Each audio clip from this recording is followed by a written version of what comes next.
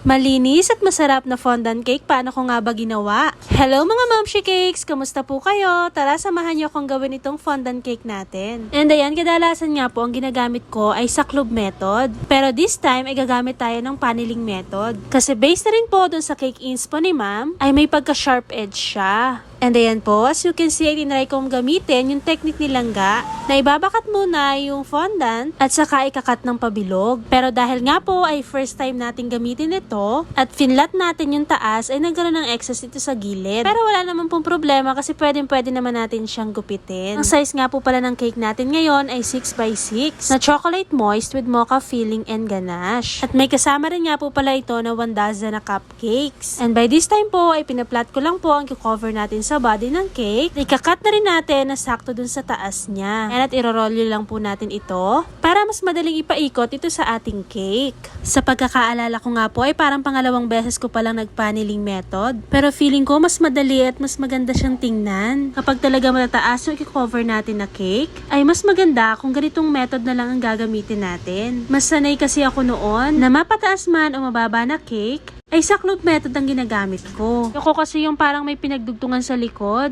Pero okay naman din siya at hindi naman din pangit tingnan. Kaya naman po feeling ko ay mapapadalas na yung paggamit natin ng ganitong method. Kayo po mga Momshi Cakes, ano po ang mas bet ninyo sa pag-cover ng fondant cake? Ayan, at kinisin lang po natin yung body at saka yung top ng ating cake. Gamit ng ating kamay at ng ating fondant smoother. And ayan, this time po ay kinakat ko na po yung excess ito sa likod para pagdugtungin. And then mamaya itatago na lang natin yung chismis na yan. Isa pang technique sa paggawa ng maganda at malinis na fondant cake ay yung may cover natin ng ating cake ng malinis at maayos sa ganache pa lang. Kasi kung hindi po makinis at hindi maayos ang pag-cover ng ating chocolate ganache sa ating cake, magmamark po yun dito sa ating fondant. Kaya naman po hanggat maaari at hanggat kaya, ay pakinisin natin ng maganda at maayos ang pag-cover natin ng chocolate ganache. Ay share ko na nga rin po pala sa mga short videos natin kung paano ako mag-cover ng ganache. Check nyo na rin po mga Momshi Cakes. Lalo na yung mga baguhan na nag-struggle pa sa pag-cover ng ganache sa kanilang cake. Way po kasi na yun ang mas naging madali sa akin para ma-achieve yung gusto kong kinis sa ating chocolate ganache. And ito po, sa punto po na ito, ay kinakat ko lang po yung mga excess ito sa taas para mas malinis at mas maganda siyang tingnan. And then after po niya, gagamit lang po ako ng water para magdikit yung ating fondant. And ayan mga Momshi Cakes, nakikita nyo naman kung gaano ka-focus ang Momshi Cakes ninyo sa paggawa ng fondant. Kaya for the effort talaga. Super nag-i-enjoy po talaga kasi ako sa paggawa ng mga cake order ninyo mga Momshi. Maraming salamat po sa mga tiwala ninyo. And ayan po, nagbabrush na po ako ng water dito sa taas ng ating cake para magdikit na rin po itong ating mga fondant. And ayan po, gamit ang ating fondant smoother, ay pakikinisin na natin ang ating fondant cake.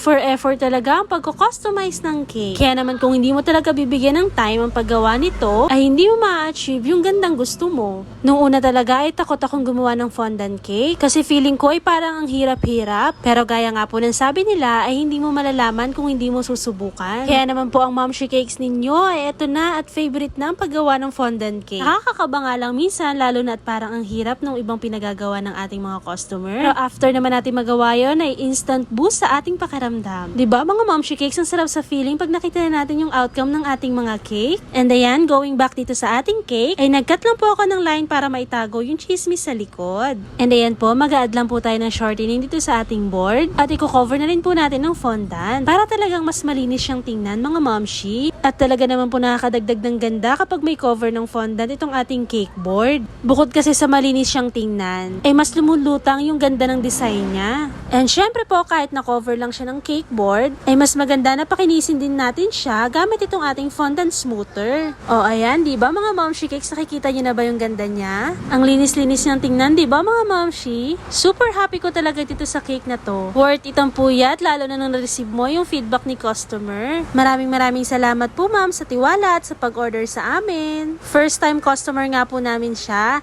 At thank God at super satisfied naman si ma'am. Maraming salamat po. And then yan, sa part po na to ay nag-cover lang po ako dun sa pinaka-border na color green para dun sa ating ribbon. Ganyan po kasi yung design sa cake inspo ni ma'am.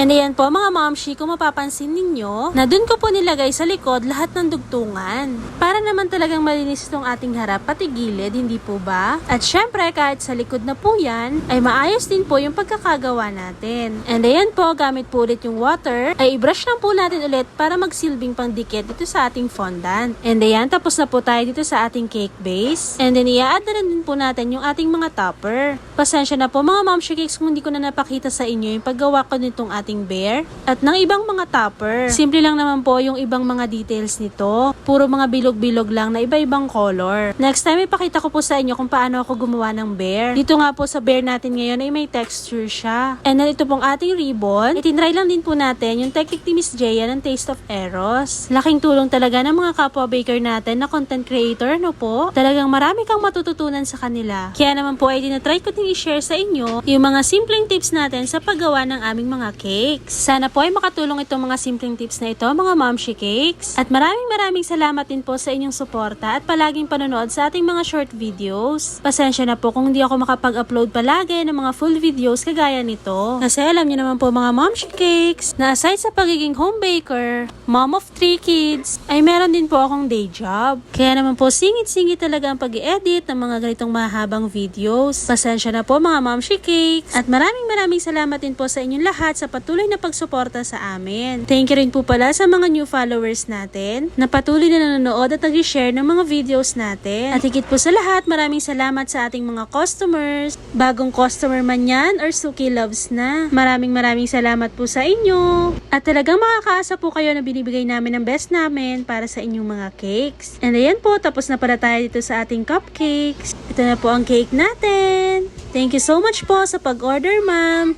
Happy first birthday, baby Romina. God bless you. Thank you so much din po, Ma'am Christina, sa voluntary feedback. God bless po. Maraming salamat din po sa lahat ng sumusuporta at nanonood. God bless po.